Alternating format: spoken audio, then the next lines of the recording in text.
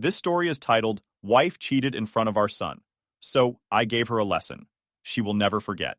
Hey everyone, if you're enjoying these stories and want to support the channel, don't forget to hit that subscribe button. It really helps our channel. Now let's start the video. OP starts by saying, Hey Reddit, this is my first time posting, and I don't really know how to start this.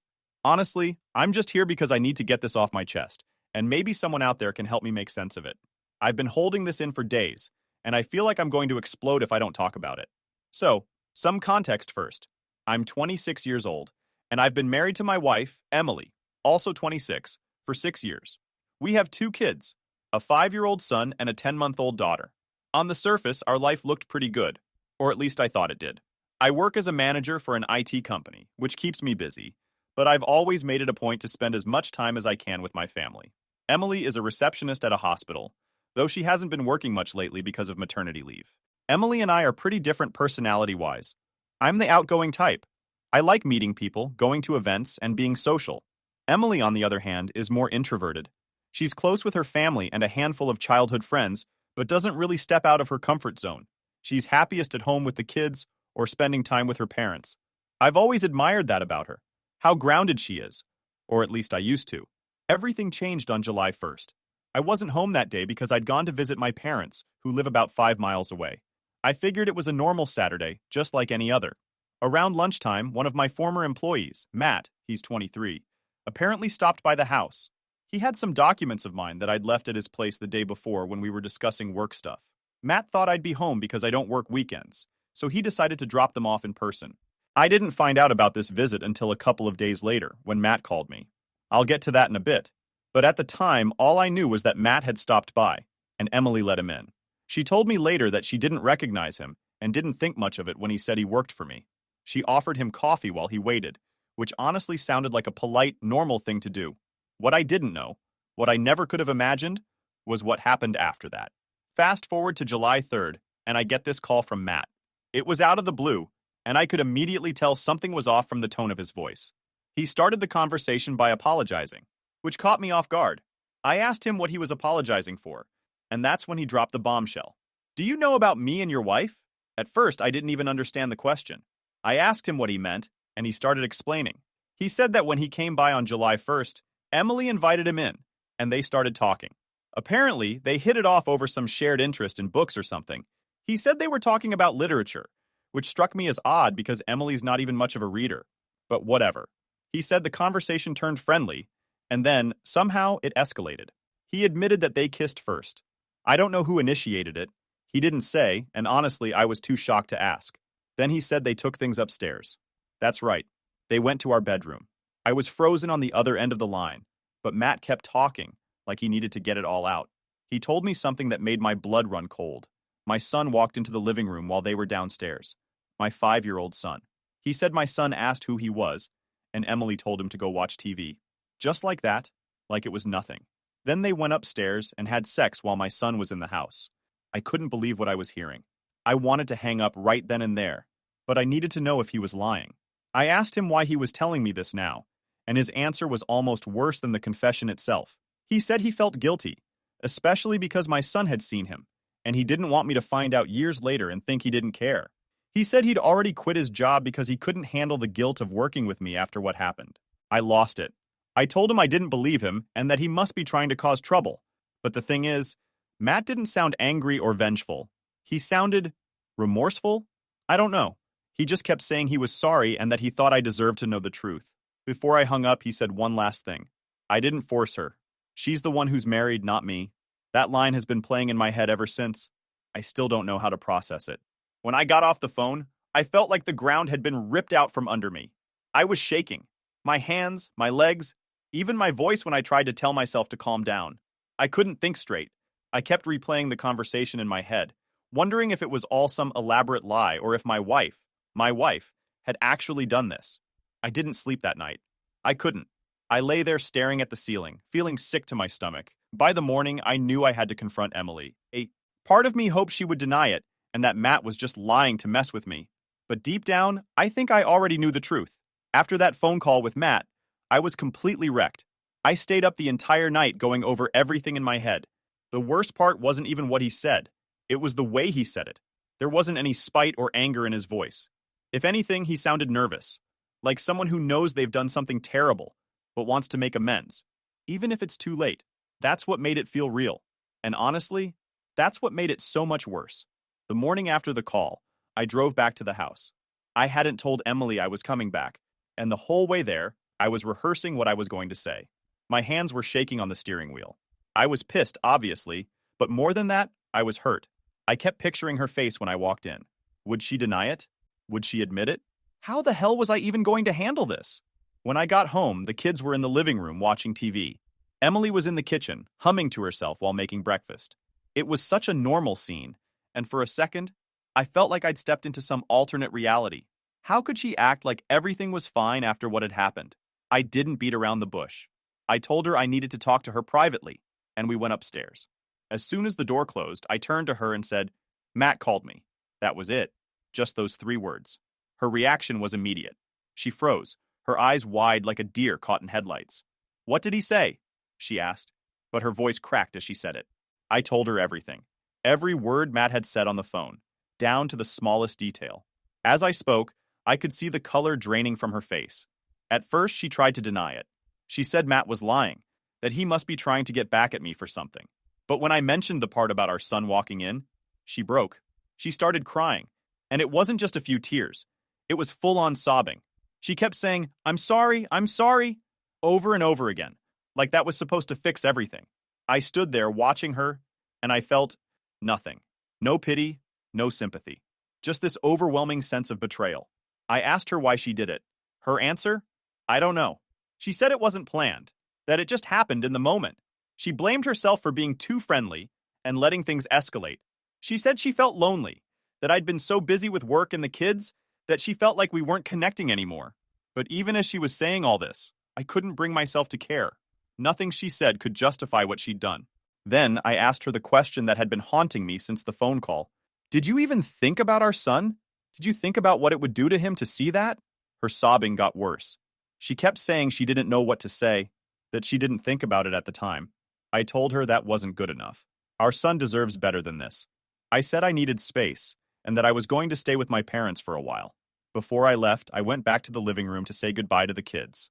My son looked up at me with this big smile and said, "Daddy, are you staying home today?" I swear, that nearly broke me. I had to fight back tears as I hugged him and told him I'd see him soon. When I got back to my parents' place, I broke down. I hadn't cried until that point, but seeing my son so happy and oblivious to everything, it was too much. My parents were there for me, though. They listened while I told them everything, and my dad was furious. He kept saying, "How could she do this? How could she let another man into your home?" My mom, on the other hand, was more focused on the kids. She said we needed to make sure they were protected from all of this, especially my son. That night, I started looking into divorce. I knew I couldn't stay with Emily after what she'd done. It wasn't just the cheating, it was the fact that she'd done it in front of our son and then lied to me about it. How do you come back from that? I texted Emily to let her know I'd be filing for divorce. She begged me to come home so we could talk, but I told her there was nothing left to say. I said I'd be willing to co-parent for the kids' sake, but that was it. She kept texting me, saying she'd do anything to fix things, but I didn't respond. That's where things stand now. I'm staying with my parents while I figure out the next steps. I've spoken to a lawyer about my options, and I've started gathering the necessary documents. The house is in my name, which is a small relief, but custody is going to be tricky. I want to be there for my kids as much as possible, but I also know the courts don't always favor fathers. I'm trying to stay strong for my kids, but it's hard. Every time I think about what Emily did, I feel sick. I keep picturing her with Matt in our bedroom, and it's like a knife to the gut. Thanks for reading, and thanks again to everyone who commented on my first post. Your advice and support mean more than you know. If anyone has tips on how to handle custody or divorce proceedings, especially in the UK, I'm all ears. Update 1 point. Hey Reddit, I'm back with another update. If you've been following my story, first of all, thank you for the advice and support. I've read through so many comments, and while this whole thing is tearing me apart, it's comforting to know I'm not alone in dealing with this kind of betrayal. After I confronted Emily and decided to stay with my parents, things started to sink in. The initial shock and anger gave way to this deep, hollow feeling, like I'd lost a part of my life I thought was solid. I'd look back on moments from our marriage and question everything. Was this the only time she cheated? Or were there others I didn't know about? I kept trying to piece together signs I might have missed, but honestly, she hid this too well. Emily's parents called me a couple of days after I left. I didn't expect them to get involved, but apparently she told them everything. Her mom was crying on the phone, apologizing for what Emily had done, like it was somehow her fault. Her dad, on the other hand, was pissed. At her, not me. He kept saying, "This is not how we raised her." They both begged me not to make any rash decisions, but I told them I'd already decided. I made it clear that while I had no intention of keeping them from their grandchildren, my marriage to Emily was over. Her mom said she understood but asked if I'd consider counseling. If not for you two, then for the kids. I told her I'd think about it, but honestly, I don't see the point. I had to explain the situation to my 5-year-old in a way he could understand. I didn't tell him the whole truth. He's too young for that. But I did say that Daddy was staying with Grandpa and Grandma for a little while, and that everything would be okay. He asked me, "Is Mommy coming too?" And I swear, my heart shattered. I just told him, "Not right now, buddy." As for Emily, she's been texting me constantly. At first, it was all apologies. Long paragraphs about how sorry she is, how she'll do whatever it takes to make things right, how she didn't mean to hurt anyone. But then the tone shifted. She started blaming me. She said I was too focused on work, that I wasn't emotionally available, that she felt invisible in our marriage. That one hit me like a punch to the gut. I've worked hard my whole life to provide for my family. I've put in extra hours, skipped out on social events, and made sacrifices because I thought it was for the greater good. And now she's saying that wasn't enough?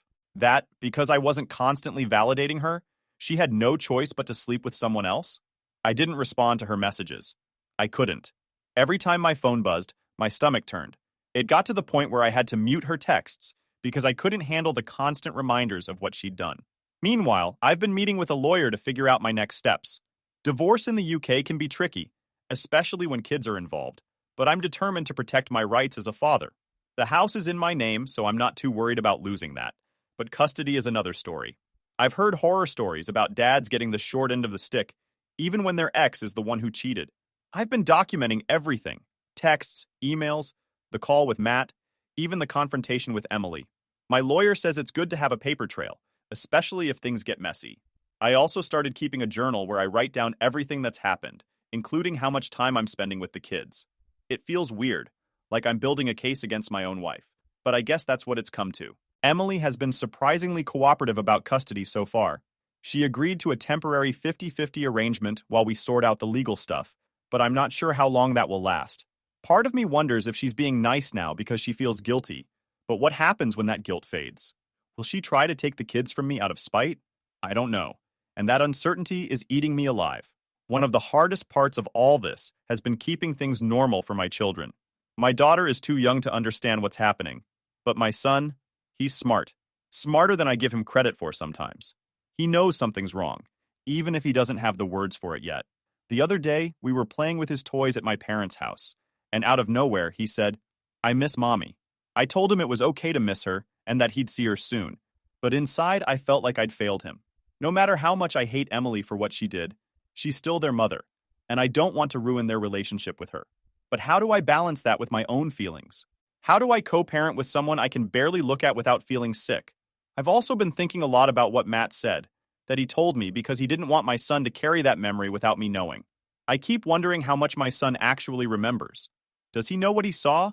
Will it come back to him later in life? And if it does, how do I explain it to him without screwing him up even more? For now, I'm just taking things one day at a time. I've started going to the gym again, partly to blow off steam and partly because I need something, anything, to distract me from the mess my life has become. My parents have been incredible, helping out with the kids and giving me space when I need it. I've also been thinking about therapy. Not for me and Emily, but for myself. I've never been the kind of guy to talk about my feelings, but maybe it's time to start. I don't want to carry this bitterness around forever, and I definitely don't want it to affect how I parent my kids. I haven't told many people about what happened. Just my parents, my lawyer, and a close friend I trust. It's embarrassing, you know? Admitting that your wife cheated on you, that she brought another man into your home, into your bedroom. It feels like a punch to the gut every time I say it out loud. Thanks again to everyone who's been following my story. Writing this all out has been weirdly therapeutic, even if it's painful to relive. If you have any advice, especially about co-parenting or custody arrangements, I'd love to hear it. Update 2.0. Hey Reddit, It's been a few more days, and things keep getting messier. I wanted to update everyone because writing these posts has been one of the only ways I've been able to process all of this. If you've read my previous posts, you know the basics. My wife, Emily, cheated on me with one of my former employees, Matt, and I've been staying with my parents while trying to figure out my next steps. This chapter is about what's been happening since the dust started to settle, or at least I thought it had. After our confrontation, Emily and I settled into this awkward, distant form of communication. Most of it has been through text, and I've only seen her in person a handful of times when I went to pick up or drop off the kids. At first, she was all apologies, but now it feels like she's trying to shift the narrative. She started sending me these long messages about how she feels abandoned and how my leaving has made her realize what she's lost. One of her latest messages said, "I don't even recognize myself anymore. I was in such a dark place and I made a mistake. But why did you just walk away instead of helping me through it?" I don't even know how to respond to that. It's like she's rewriting what happened to make herself the victim, and I'm the bad guy for not sticking around. It's frustrating because no matter how much I want to yell at her or argue, I know that'll only make things worse for the kids. Our temporary custody arrangement is still in place, 50-50, with the kids splitting their time between my parents' house and our home. I hate the idea of being away from them for even a few days, but I've been doing my best to make the time I have with them as normal and happy as possible. What's been bothering me lately is how Emily is handling her time with the kids. My son has started mentioning things she said, and it's making me nervous. For example, he told me, "Mommy said you're really mad at her, but she still loves you." That threw me. I don't want him caught in the middle of this, and I don't think it's fair for her to frame things that way. I brought it up to her over text, trying to keep it calm and respectful, but she got defensive. She said, "I'm just being honest with him. He needs to know that his parents still care about each other, even if we're not together." I told her that what he needs is stability, not mixed messages. She didn't reply after that. Something else came up recently that's been eating away at me. One of my coworkers, someone I trust, reached out to me privately. They told me they'd heard rumors about Emily and Matt before any of this came to light. Apparently, a few people noticed that Matt had been acting weird at work before he quit, and some of them even speculated that something was going on between him and my wife. Hearing that hit me like a ton of bricks. I'd been telling myself that this was a one-time mistake, a moment of weakness, but now I'm not so sure. Was there more to this than I thought? Did their relationship start earlier? Maybe while Matt was still working for me? I don't have any proof, but the idea has been gnawing at me. I don't want to spiral into paranoia, but I can't stop asking myself questions. Were there other guys before Matt? Is this just the one I found out about? And if this was an ongoing thing, how could she keep it hidden for so long? My son has been asking more questions lately, and it's been tough to answer them. He's old enough to sense that something isn't right, but not old enough to fully understand. The other night he asked me, "Are you and Mommy still married?" I froze. I didn't want to lie to him, but I also didn't want to overwhelm him with details he's too young to process. I told him, "Mommy and Daddy are figuring some things out, but we both love you very much." He nodded like he understood, but I could see the confusion in his eyes. My daughter is too young to know what's happening, but she's been more clingy lately. She cries when I leave the room, even for a minute, and it breaks my heart. I feel like I'm letting them both down, even though I know this isn't my fault. One silver lining in all of this has been the support I've gotten from my parents and a few close friends. My mom has been incredible, helping out with the kids and keeping things as normal as possible for them. My dad, though, has been struggling to hide his anger. He doesn't talk about it much, but I can see it in the way he clenches his jaw whenever Emily's name comes up. My best friend, Mark, has been a rock through all of this. He's the kind of guy who tells it like it is, and he hasn't sugarcoated anything. He told me flat out, "You deserve better, man. Don't let her guilt you into staying." Hearing that from someone who's known me since we were kids has helped me stay grounded. I'm meeting with my lawyer again next week to finalize the divorce paperwork. We've already discussed some preliminary things like financial arrangements and custody, but there's still a long road ahead. I've been reading up on co-parenting after divorce, trying to figure out how to make this work for the kids' sake. One thing I'm struggling with is the idea of forgiving Emily. Not for her sake, but for mine. I don't mean forgetting what she did or letting her back into my life, but letting go of the anger. Right now, it's like this constant weight on my chest, and I don't want it to consume me. I've started looking into therapy, not just for me, but possibly for my son too. I don't know how much he remembers or understands about what happened, but I want to make sure he has someone to talk to if he needs it. That's where things stand for now. I'm taking it one day at a time, trying to keep my focus on the kids and the future. Thanks again to everyone who's been reading and commenting. It means more than you know. If anyone has advice about co-parenting or how to navigate these tough conversations with kids, I'm all ears. Final update. Hey Reddit, this is going to be my last update for a while. So much has happened, and I feel like I've finally turned a corner. I've gotten a lot of support from people here, and I just want to say thank you. It's helped me keep my head straight through all of this. But now, I think I'm at a point where I can focus on the future. Let me walk you through the latest developments. As the divorce proceedings have progressed, I've made sure to protect myself and my kids while setting firm boundaries with Emily. One of the things I realized early on was how much she had relied on me financially. Not just for herself, but for her parents, too. Before all this, I was the one covering most of the bills. I helped pay for things like her parents' mortgage shortfalls, repairs on their old car, and even groceries when they were struggling. I never complained because I thought we were family, and family supports each other. But now, that's all on her. When I moved out and cut financial ties with her, it was like pulling the rug out from under her. Suddenly, Emily had to face a reality where she wasn't cushioned by my income. She works part-time as a receptionist, and while it's a decent job, it's nowhere near enough to maintain the lifestyle we had as a family, or to keep helping her parents the way I used to. Her parents have started feeling the effects too. Last week, her dad called me, probably thinking I'd bail them out again like before. He mentioned how the house needs some repairs and hinted that they're behind on a few payments. I told him calmly but firmly that I'm no longer in a position to help. I said, I did what I could when Emily and I were together, but now I need to focus on my kids and my own future. He wasn't happy, but what could he say? He knew the situation, and I wasn't about to back down. As for Emily, she's struggling, and it shows. She's still living in our family home for now, but I've made it clear that the house is mine, and the divorce agreement will reflect that. Once the legal process is complete, she'll have to move out. She's been trying to play nice, but every so often, the cracks show. The other day, during one of our custody exchanges, she mentioned how hard things have been for her. She said something like, "You don't understand how stressful it is to juggle the kids, work, and everything else."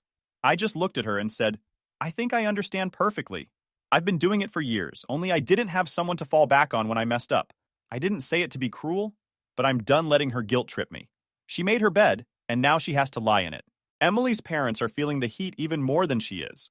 They were heavily dependent on the financial support I provided, and now that's gone. I know it sounds harsh, but I don't feel bad about it.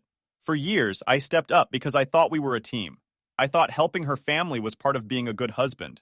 But after everything she's done, I can't keep putting myself out there for people who stood by while she betrayed me.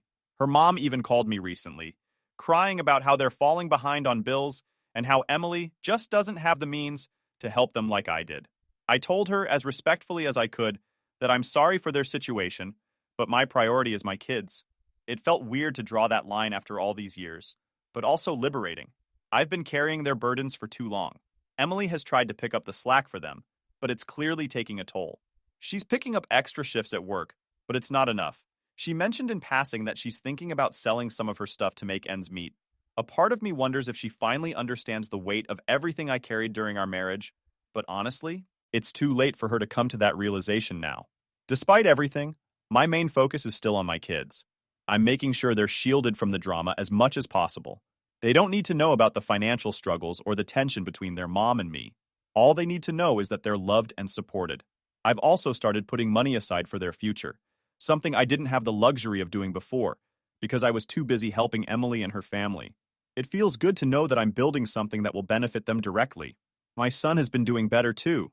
He's adjusted to the new routine, and we've fallen into a rhythm with our time together.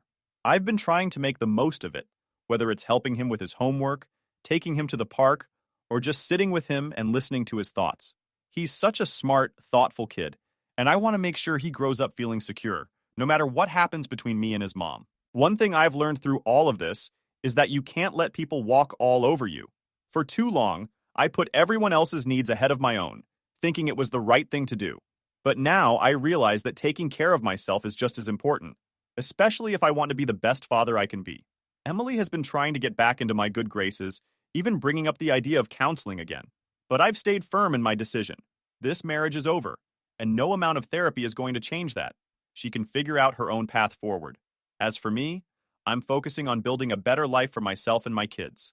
I've been looking into new career opportunities that would allow me to spend more time with them, and I'm even thinking about going back to school part-time to pick up some new skills. It's not easy, but for the first time in a long time, I feel like I'm in control of my own life. If there's one thing I've learned through this process, it's that you can't save someone who doesn't want to save themselves.